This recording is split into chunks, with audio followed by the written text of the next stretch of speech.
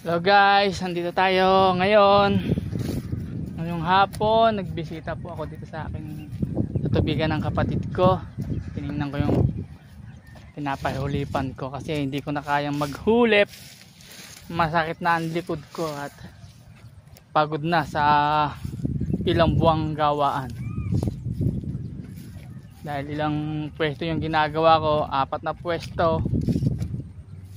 So inupa ko na yung paghuhulip. Yan, mabuti naman natapos na. Pwede na siyang abunuhan.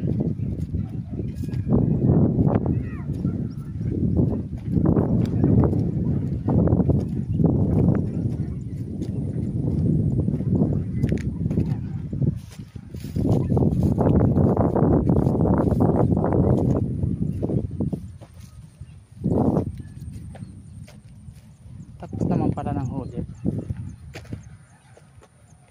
Ang tao kaya sisingilin sa akin dito. Ang dami pang takata ko. Tatanggalin ko pa yan pagka hindi na busy. Hindi ka sana ako pupunta gawa ng yung paa ko kasi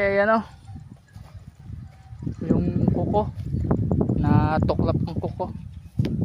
Buti na lang meron akong botang kakaiba. Ito guys, tingnan nyo yung bota ko. Siya ay pwede siya sa putek. Pantubigang bota talaga siya. Kahit ilusong ko, hindi siya basta-basta nahuhugot kasi malambot siya. Para siyang interior. Ayan. Thank you sa kapatid ko na mga kapatid ko na nagbibigay sa akin ng mga gamit pang proteksyon para sa tubigan. Ayan. Hindi ko na kayo isa-isahin, baka may makakalimutan pa ako sa dami nyo kasi. Sa dami natin magkakapatid, baka may makakalimutan ako, magtampo pa. Okay, thank you.